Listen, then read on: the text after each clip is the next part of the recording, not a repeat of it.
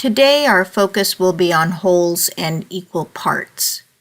We'll use plane figures to determine what an equal part might look like. Our most important focus for today's lesson is that our rectangles, and later on the circles, are divided absolutely equally. As you can see in the first box, the rectangles are divided equally, regardless that the line of division is vertically or horizontally. Both parts are exactly the same size. As you can see the box on the right-hand side, the parts of these rectangles are not divided equally. This will not work for our purposes today, nor will it work when we're studying fractions, when all parts must be divided equally. So again, our focus will be on dividing plane figures in equal parts.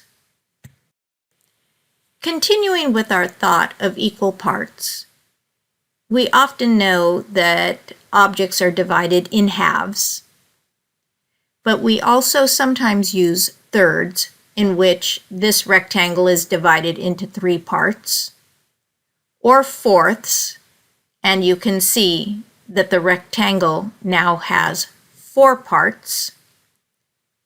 Fifths would create a rectangle with 5 parts.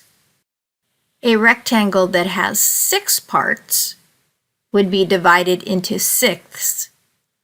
And if there are 8 partitions in a rectangle, that rectangle would be divided into eighths.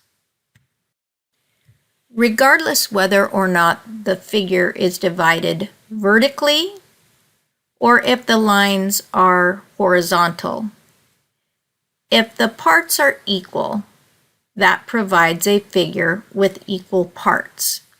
And you can see on this slide that the halves are equal, the thirds are equal, the fourths, the fifths, the sixths, and the eighths.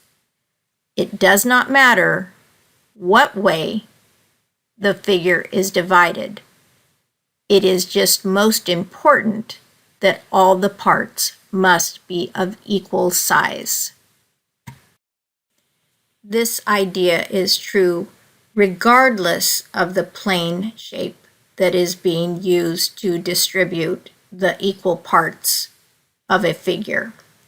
You can see with this circle, the halves are still of equal size.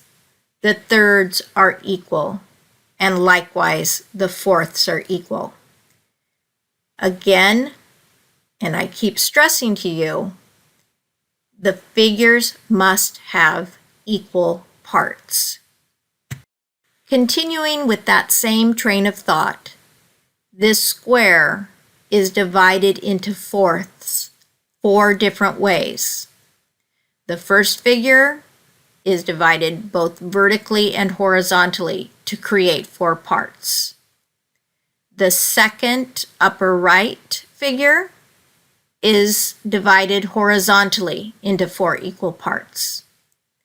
The lower left shows 4 equal parts vertically, and the bottom right figure shows diagonals dividing the figure into 4 parts. The concept of equal parts is similar to what we studied with repeated addition, with equal numbers. Multiplication must have equal groups. And when we used division, we were finding equal groups.